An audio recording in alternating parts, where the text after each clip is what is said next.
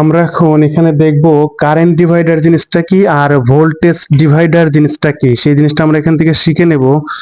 তাইলে ফার্স্টে শ্রেণীর ক্ষেত্রে কি ডিভাইড হয় আর তারপরে দেখব সমান্তরালের ক্ষেত্রে কি ডিভাইড হয়। অর্থাৎ রোধগুলো যখন শ্রেণীতে থাকে তখন হয় ভোল্টেজ ডিভাইড, এবং সেটা কিভাবে হয় সেটা আমরা দেখব। শ্রেণীতে রোধ,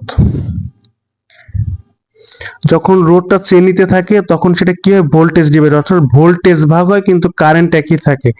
শ্রেণীর ক্ষেত্রে কি হবে যে কারেন্ট একই থাকবে, আইটা হচ্ছে কারেন্ট, কারেন্ট একই থাকে, কারেন্ট একই থাকে। আর কিন্তু ভাগ হয় কে, ভোল্টেজ ভাগ হয়, ভোল্টেজ, ভোল্টেজ মানে হচ্ছে বিভব,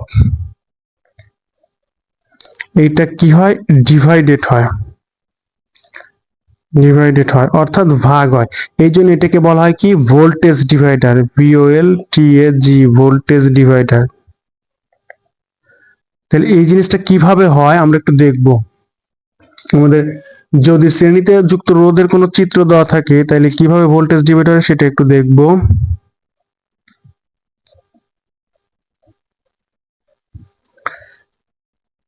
তাহলে এইটা হচ্ছে আমাদের মেইন উৎস বা মেইন ভোল্টেজ, এটা হচ্ছে প্লাস, এটা হচ্ছে মাইনাস। আমরা ধরে নিলাম এইটা হচ্ছে R1 রোধ, এইটা হচ্ছে R2 রোধ। তাইলে এই চিত্রে প্লাস থেকে কারেন্ট যাবে, কারেন্ট বের হবে কি, আই পরিমাণ কারেন্ট বের হচ্ছে। তাহলে যাচ্ছে কত, আই পরিমাণ, যাচ্ছে কত, আই পরিমাণ। তাহলে এখান দিয়েও যাচ্ছে কত, আই পরিমাণ, এখান দিয়েও যাচ্ছে কত, আই পরিমাণ, এখান দিয়েও যাচ্ছে কত, আই পরিমাণ, আসছে কত, আই পরিমাণ। তার মানে টোটাল বর্তনীর কারেন্ট কিন্তু আই, অর্থাৎ কারেন্ট কিন্তু একই আছে।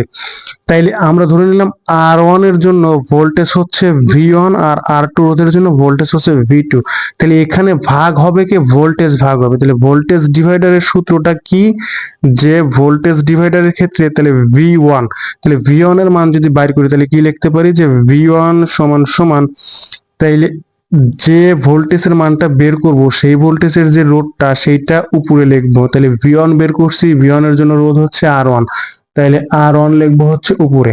তাহলে R1 বাই বাকি যে দুইটা রোধ শ্রেণীতে থাকবে তাদের যোগফলটা হচ্ছে নিচে, R1 plus R2 into total বর্তনীর ভোল্টেজ, টোটাল বর্তনীর ভোল্টেজটা হচ্ছে V।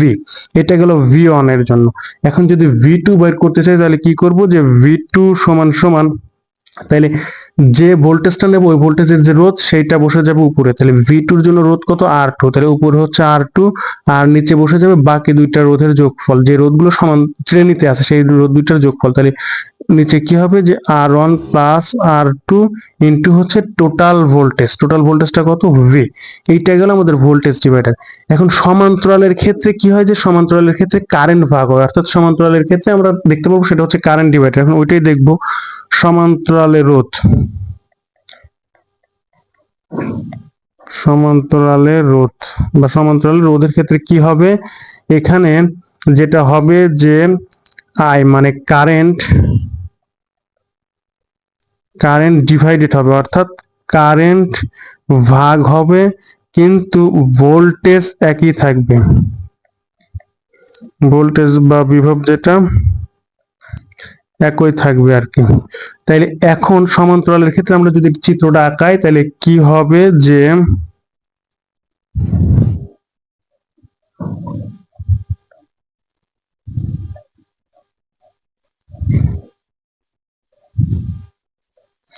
তাহলে এইটা হচ্ছে প্লাস, এইটা হচ্ছে মাইনাস। তাহলে এটাকে ধরে নিলাম হচ্ছে R1, এটাকে ধরে নিলাম হচ্ছে R2। তাহলে প্লাস প্রান্ত থেকে আই পরিমাণ কারেন্ট যদি আসে, তো এখান দিয়ে আই পরিমাণ কারেন্ট আসছে, এখানে আই কারেন্টটা এসে দুইটা রাস্তা পাবে, একটা হচ্ছে এই দিক, একটা হচ্ছে এই দিক, তাহলে ভাগ হয়ে যাবে। আমরা ধরে নিলাম যে R1 এর দিকে যাচ্ছে হচ্ছে I1 আর R2 এর দিকে যাচ্ছে হচ্ছে I2, R2 এর দিকে যাচ্ছে হচ্ছে I2। এরা আবার এই পথে এসে এখানে মিলিত হয়ে আই আকারে এখান থেকে বেরো চলে আসবে আর কি। তাহলে এখানে সমান্তরালের ক্ষেত্রে আমরা দেখতে পাচ্ছি যে কারেন্টটা ভাগ হয়ে যাচ্ছে, অর্থাৎ I1 আর I2। তাহলে এখন যদি কারেন্ট ডিভাইডার রুল অ্যাপ্লাই করে বাইর করছে তাহলে কি করতে হবে, কারেন্ট ডিভাইডার, তাহলে কারেন্ট ডিভাইডার কি ক্ষেত্রে কি করতে হবে, I1 যদি বের করতে চাই তাহলে I1টা কি হবে, I1 মানে যে রোধের কারেন্টটা নেব তার অপোজিট রোধটা উপরে বসে যাবে, তাহলে I1 এর অপোজিট রোধ হচ্ছে R2, তাহলে R2 বসে যাবে উপরে আর নিচে বসবে কত R1 plus R2 into total current হচ্ছে I, এই যে I, এটা হলো I1। এখন যদি আমরা I2 বের করতে চাই তাহলে কি করব, তাহলে I2 অপোজিট রোধ হচ্ছে R1, তাহলে R1টা উপরে বসে যাবে আর নিচে বসবে হচ্ছে R1 প্লাস R2 ইন্টু হচ্ছে I, টোটাল কারেন্টটা হচ্ছে I। এই ছিল আমাদের কারেন্ট ডিভাইডার।